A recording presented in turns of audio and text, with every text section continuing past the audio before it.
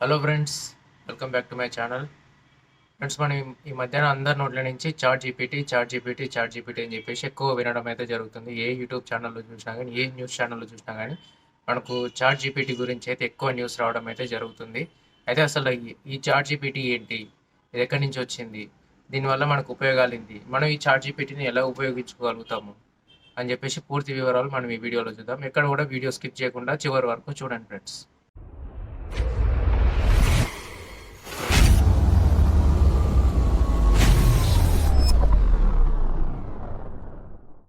అసలు ఈ chat GPT ఏంటి అంటే జనరేటివ్ ప్రీ ట్రైన్డ్ ట్రాన్స్ఫార్మర్. అయితే ఇది ఎక్కడి నుంచి వచ్చిందంటే ఓపెన్ ఏఐ వాళ్ళు దీన్ని నవంబర్ 2022లో లాంచ్ చేయడం అయితే జరిగింది. అయితే అసలు ఏంటి ఈ చాట్ జీపీటీ అంటే ఇది కూడా సెర్చ్ ఇంజన్ లాంటిదే, కానీ మనకు గూగుల్కు దీనికి ఉన్న తేడా ఏంటంటే గూగుల్ మనకు డేటాను ఎవడైతే ప్రొవైడ్ చేస్తారో వాళ్ళ డీటెయిల్స్ మనకి ఇవ్వడం అనేది జరుగుతుంది. ఇది మాత్రం మనతోటి డైరెక్ట్గా కమ్యూనికేట్ కావడం అనేది జరుగుతుంది. దానివల్ల మనకు చాట్ జీపీటీకి వ్యూవర్స్ బాగా పెరగడం అనేది జరిగింది. ఎంత ఫాస్ట్గా వ్యూవర్స్ పెరిగిరు అనే దాని గురించే అందరూ ఇంకా గూగుల్ పని అయిపోయినట్టే, చాట్ జీపీటీ వచ్చిందని చెప్పేసి అందరు మాట్లాడడం అయితే జరుగుతుంది. అయితే పర్ఫెక్ట్గా మాట్లాడుకుంటే గూగుల్కు చాట్ జీపీటీకి డిఫరెన్స్ ఏంటి అని అంటే, గూగుల్ దగ్గర అన్ని వెబ్సైట్స్ డేటా ఉంటుంది. మనం ఏదైనా క్వశ్చన్ గూగుల్ని అడిగినప్పుడు ఆ క్వశ్చన్కు సమాధానం ఏ వెబ్సైట్ వాళ్ళైతే ప్రొవైడ్ చేస్తారో ఆ వెబ్సైట్స్ లిస్ట్ మనకు ఇవ్వడం అనేది జరుగుతుంది. అందులో మనకు బెస్ట్ వెబ్సైట్ ఏది అని చెప్పేసి మనం ఓపెన్ చేసుకొని చెక్ చేసుకోవాల్సి ఉంటుంది. ఆ వెబ్సైట్ ఓపెన్ చేసిన తర్వాత ఆ వెబ్సైట్ వాళ్ళు మనకు డేటా ప్రొవైడ్ చేయడం అనేది జరుగుతుంది. అయితే చాట్ జీపీటీ మాత్రం అలా కాదు. చాట్ జీపీటీ కంప్లీట్గా డేటా తన ఓన్గా ఇవ్వడం అనేది జరుగుతుంది. ఎగ్జాంపుల్గా ఏదైనా కోడింగ్ గురించి మనము క్వశ్చన్ చేస్తే మనకు ఆ కోడింగ్ సంబంధించిన వెబ్సైట్స్ ఏమేమి ఉన్నాయో, ఇన్స్టిట్యూట్స్ ఏమేమి ఉన్నాయి, ఏ సాఫ్ట్వేర్ యూజ్ చేయాలని చెప్పేసి మనకు ఆ వెబ్సైట్స్ మొత్తం లిస్ట్ మనకు చూపించడం అనేది జరుగుతుంది గూగుల్ వాళ్ళు. అయితే ఈ చాట్ జీపీటీ మాత్రం అలా కాదు. చాట్ జీపీటీ వాళ్ళు డైరెక్ట్గా మనకి ఏదైనా కోడింగ్ కావాలంటే డైరెక్ట్ కోడింగ్ రాసి ఇవ్వడం అనేది జరుగుతుంది అనమాట. అయితే దీనివల్లనే అందరూ ఆందోళన వ్యక్తం చేయడం అయితే జరుగుతుంది. మనము చాట్ జీపీటీ మీద, ఆర్టిఫిషియల్ ఇంటెలిజెన్స్ మీద మనం డిపెండ్ అయితే కనుక మన మానవాళికి ముప్పు అని చెప్పేసి చాలామంది భయపడడం అయితే జరుగుతుంది. కొన్ని కంట్రీస్ వాళ్ళు అయితే దీని మీద నిషేధం కూడా విధించారు. మన కంట్రీలో కూడా కొన్ని యూనివర్సిటీ వాళ్ళు దీని మీద రీసెర్చ్ చేయడం అయితే జరుగుతుంది. దీన్ని మనం ఎంతవరకు వాడుకోవచ్చు, ఎంతవరకు వాడుకోకూడదు, దీనివల్ల మనకున్న ముప్పు ఏంటి అని చెప్పేసి దీని మీదనైతే రీసెర్చ్లు చేయడం అయితే స్టార్ట్ చేశారు. ఇంకొక విషయం ఏంటంటే ఇది ఓన్లీ ట్రయల్ వర్షన్ మాత్రమే, ఫుల్ వర్షన్ ఇంకా రిలీజ్ కాలేదు. ఫుల్ వర్షన్ రిలీజ్ అయితే అది ఎలా ఉండబోతుంది, దాని ప్రభావం మన మీద ఎంత చూపిస్తుంది అని చెప్పేసి ఇంకా తెలియదు. ఇంకొక విషయం ఏంటంటే దీనికి ఏ విధమైన ఇంటర్నెట్ కనెక్షన్ ఉండదు, డైలీ అప్డేట్స్ ఉండవు. దీని దగ్గర ఓన్లీ 2021 వరకు ఉన్న డేటా మాత్రమే ఉన్నది. 2021 తర్వాత జరిగిన మ్యాటర్ ఏది కూడా ఇది చాట్ జీపీటీకి తెలియదు. మనకు ఐటీ ఎంప్లాయీస్, సాఫ్ట్వేర్ ఎంప్లాయీస్కు కొంచెం ముప్పు ఉన్నదని చెప్పేసి అయితే చాలామంది చెప్పడం అయితే జరుగుతుంది.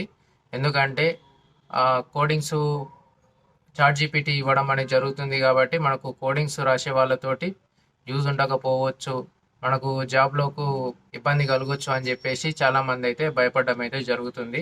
అయితే దేనినైనా సరే మనం మంచిగా యూజ్ చేసుకుంటే మంచి ఫలితాలు, చెడుగా యూజ్ చేసుకుంటే చెడు ఫలితాలు అనేది సర్వసాధారణం. దీన్ని లిమిటెడ్గా మనకు ఎంత అవసరమో అంత వాడుకుంటే ఏ విధమైన ఇబ్బంది ఉండదు. అయితే మనం ఇదే క్వశ్చన్ని మనం చాట్ జీపీటీని కనుక అడిగితే నీ వల్ల మానవాళికి ఏమైనా ముప్పు ఉన్నదా అని అడిగితే మాత్రం అది ఇచ్చే సమాధానం ఏంటంటే, నేను ఒక మనిషితోటి రూపొందించబడిన కాబట్టి నా వల్ల ఏ విధమైన ముప్పు లేదనే చెప్పడం అయితే జరుగుతుంది. అయితే ఇది అన్ని లాంగ్వేజెస్లో మనతో చాటింగ్ చేయడం అయితే జరుగుతుంది.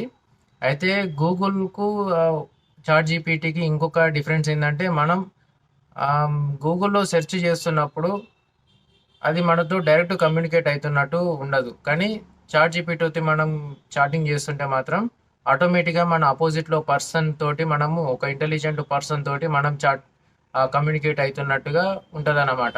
ఒక రోబోతో మనం మాట్లాడితే ఎలా ఉంటుంది, నీ పేరేంటి, నువ్వు ఎక్కడ ఉంటావు, నీ హాబీస్ ఏంది, ఇంకా నీ నీ క్వాలిఫికేషన్ ఏంది, నీ జాబ్ ఏంది, నీ శాలరీ ఏంది అని చెప్పేసి మనం ఎలా క్వశ్చన్ చేస్తామో వాటికి మనకు ఎలా ఆన్సర్ చేస్తామో అలాగే మనము చాట్ జీపీటీలో కమ్యూనికేట్ కావడం అనేది జరుగుతుంది.